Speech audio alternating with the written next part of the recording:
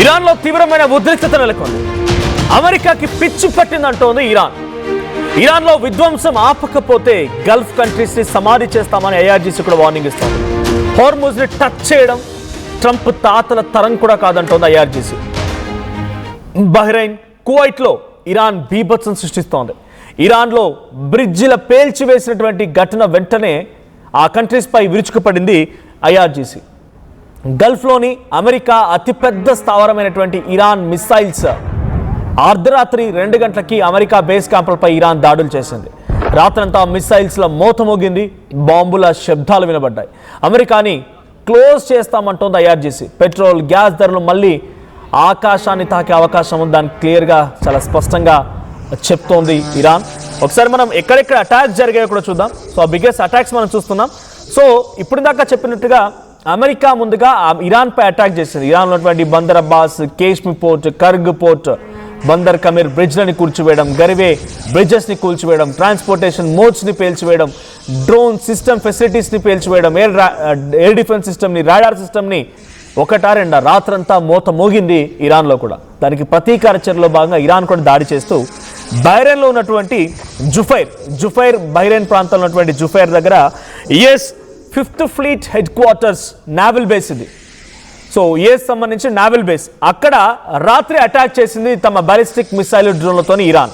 దీని కారణంగా Iran missile and drone launch చేయడంతో ఆ 5th ఫ్లీట్ హెడ్ క్వార్టర్స్ మొత్తం కూడా పాక్షికంగా దెబ్బతిన్నట్టు తెలుస్తోంది. కానీ దీన్ని యుఎస్ కన్ఫర్మ్ చేయట్లేదు. ఇంకా ఎస్ మా దగ్గర ఈ అటాక్ జరిగింది, ఈ అటాక్ని మేము తిప్పికొట్టామని చెప్తోంది. కానీ ఆ అఫీషియల్ డిస్ట్రక్షన్ని, అక్కడ జరిగిన నష్టాన్ని మాత్రం ఎక్కడ కూడా అఫీషియల్గా అమెరికా ఇంకా అనౌన్స్ చేయలేదు. కానీ ఐఆర్జీసీ ఏం చెప్తోందనంటే మేము రాడార్ సిస్టమ్ని, కమ్యూనికేషన్ ఫెసిలిటీస్ని మొత్తాన్ని కూడా డ్యామేజ్ చేశామనేది ఐఆర్జీసీ చెప్తున్నమాట. This is the first instance బహ్రెయిన్లో US 5th fleet naval base పైన అటాక్ చేయడం అనేది ఇరాన్. సో నెక్స్ట్ చూస్తే ఖతార్లో కూడా అల్ ఉదీద్ ఎయిర్ బేస్, ఇది the biggest largest air base in Gulf countries. So largest military air base ఇది. సో గల్ఫ్ కంట్రీస్ ఉన్నటువంటి అతిపెద్ద ఎయిర్ బేస్, మిలిటరీ బేస్లో ఇది ఒకటి అమెరికాకి. సో అక్కడ లాంచ్ అయినటువంటి మిసైళ్ళు, డ్రోన్లని కూడా తిప్పికొట్టామని, 100ల కొద్ది వచ్చిన డ్రోన్లను తిప్పికొట్టామని ఖతార్ ఎయిర్ డిఫెన్స్ చెప్తోంది. కానీ దీని కారణంగా మిలిటరీ క్యాంప్స్ మొత్తం కూడా డిస్టర్బ్ చేయగలిగాము, వాటిని కంప్లీట్గా కుప్పకూల్చగలిగామనేది ఐఆర్జీసీ చెప్తోంది. కానీ డెఫినెట్గా టెంపరీగా అది కొన్ని రోజుల పాటుగా నిలిపివేయబోతున్నారు అని తెలుస్తోంది అల్ ఉదీద్ మిలిటరీ ఎయిర్ బేస్ సంబంధించి. సో అక్కడ సౌత్ వెస్ట్ ఆఫ్ దోహా, ఇది ఖతార్ ప్రాంతంలో దోహాకి సౌత్ వెస్ట్లో ఉంటుంది. సో క్యాజువాలిటీస్ గురించి ఇంకా అఫీషియల్ అనౌన్స్మెంట్ లేదు, కానీ మరణాలు కూడా సంభవించాయి, కొన్ని 10ల సంఖ్యలో మరణాలు సంభవించాయి అనేది ఐఆర్జీసీ చెప్తున్నమాట. ఇక మూడో స్థావరం అలీ అల్ సలీం ఎయిర్ బేస్, కువైట్లో ఉన్నటువంటి అలీ అల్ సలీం ఎయిర్ బేస్ ఇది. ఇక్కడ కూడా సేమ్ బాలిస్టిక్ మిసైల్ డ్రోన్లతో దాడి చేసింది. So Kuwait air defence system దాన్ని ఇంటర్సెప్ట్ చేసే ప్రయత్నం చేసింది, కానీ వాటిని అడ్డుకోలేకపోయింది. దీంతో ఆ మిలిటరీ స్థావరాల పైన డ్యామేజెస్ జరిగినట్టుగా అసెస్ చేసింది, అఫీషియల్గా అనౌన్స్మెంట్ కూడా చేసింది. ఇక US military facilities in Jordan, primarily around అక్రాజ్ ఎయిర్ బేస్, దాన్ని ఏమంటారు Azraq air base in eastern Jordan. So Azraq air base పైన అటాక్ జరిగింది. యుఎస్ మిలిటరీ ఎయిర్ బేస్ ఇది, జోర్డాన్లో ఉన్నటువంటి అజ్రాక్ ఎయిర్ బేస్. అక్కడ సుమారుగా 6 చనిపోయినట్టు తెలుస్తుంది. కొంతమంది సివిలియన్స్ కూడా చాలా తీవ్రంగా గాయాలయ్యాయి బికాస్ ఆఫ్ ఆ డెబ్రీస్ పడిపోవడం మూలంగా. ఆ అటాక్తో పైనటువంటి ఆ బిల్డింగ్ కుప్పకూలిపోవడంతో కొంతమంది కింద ఉన్నటువంటి సామాన్య జనం కూడా గాయపడినట్టుగా ఐఆర్జీసీ చెప్తోంది. దీన్ని జోర్డాన్ కూడా కన్ఫర్మ్ చేసింది. సో ఈ స్థాయిలో అటాక్స్ జరుగుతున్నాయి. ఇందాక చెప్పినటువంటి 4 దేశాలు, ఒకటి కువైట్, ఖతార్ అండ్ జోర్డాన్, మరోవైపు బహ్రెయిన్. ఈ ప్రాంతాల్లో, ఈ దేశాల్లో ఉన్నటువంటి ఎయిర్ బేసెస్ పైన, నావల్ బేసెస్ పైన వరుసగా రాత్రి మోత మోగించేటువంటి విధంగా ఇరాన్ తమ మిసైల్స్ను ఉపయోగించింది. దానికి ఆ అటాక్ ఉపయోగించిన దాంట్లో బాలిస్టిక్ మిసైల్స్ ఉన్నాయి, డ్రోన్స్ ఉన్నాయి, క్రూజ్ మిసైల్స్ ఉన్నాయి. కొన్ని డైరెక్ట్గా రీజనల్ పోర్ట్స్ పైన అటాక్ చేయడం కోసం బిలో ద సీ కూడా వాళ్ళు అటాక్ చేసే సందర్భాలు ఉన్నాయి. సో ఇక్కడ Bahrain, Qatar, Kuwait and Jordan 4 ప్రాంతాలపై అటాక్ జరిగింది.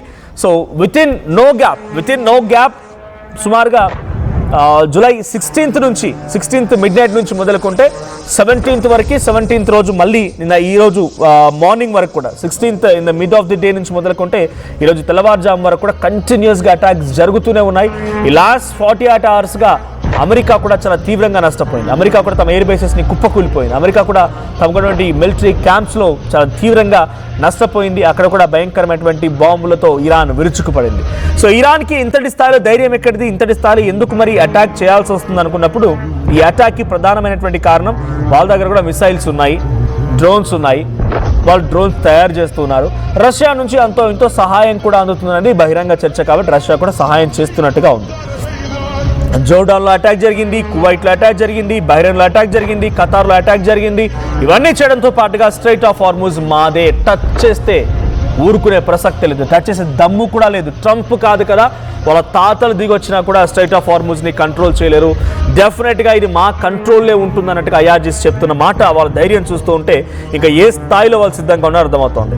సో బహ్రెయిన్లో జుఫైర్ అనేటువంటి ఈ ప్రాంతంలో ఉన్నటువంటి naval base very near by to the strait of హార్ముజ్కి సమీపంగా ఉన్నటువంటి నావల్ బేస్ ఇది. సో ఈ నావల్ బేస్పై అటాక్ జరిగిన సమయంలో అది సౌత్ ఇరాన్కి సుమారుగా 200 నుంచి 250 కిలోమీటర్ల దూరంలో ఉంటుంది. కాబట్టి వాళ్ళు ఉపయోగించిన మిసైళ్లు, డ్రోన్లు, ప్రెసైజ్డ్గా ఉన్నటువంటి డ్రోన్లు వెళ్ళిపోయి ఆ నావల్ బేస్లో ఈ అటాక్కి పాల్పడ్డాయి.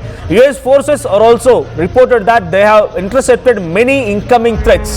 అంటే చాలా వరకు వస్తున్నటువంటి ఆ మిసైల్స్ని, డ్రోన్స్ని తిప్పికొట్టామనేది ఇటు బహ్రెయిన్ దగ్గర ఉన్నటువంటి యుఎస్ మిలిటరీ కమాండెంట్స్ చెప్తూ ఉన్నాయి. బట్ దాట్ నాట్ సక్సెస్ఫుల్, అంతటి స్థాయిలో సక్సెస్ సాధించలేకపోయాయి. సో పార్షియల్గా ఇక్కడ నావల్ బేస్ దెబ్బతినింది. US navy 5th fleet headquarters అన్ని కూడా ధ్వంసమైపోయాయి. ఇక ఖతార్లో ఉన్నటువంటి దూరం ఇరాన్కి సుమారుగా 300 కిలోమీటర్ దూరం. సో అక్కడ కూడా సెంట్రల్ కమాండెంట్స్ ఏం చెప్తున్నారంటే, ఇక్కడ దోహా దగ్గర జరిగినటువంటి అలుదీద్ ఎయిర్ బేస్ అనేది మాకు చాలా పెద్ద కీలకమైనటువంటి ఎయిర్ బేస్, అమెరికా గల్ఫ్ కంట్రీస్లో ఏర్పాటు చేసుకుంది. సో ఈ ఎయిర్ బేస్ పైన ఎప్పుడైతే ఇరాన్ అటాక్ చేసిందో దీన్ని మనం చాలా తీవ్రంగా పరిగణిస్తున్నాం. డెఫినెట్గా అంతకంతకు అనుభవించక తప్పదు అనేది యుఎస్ సెంట్రల్ కమాండెంట్స్ చెప్తున్నమాట.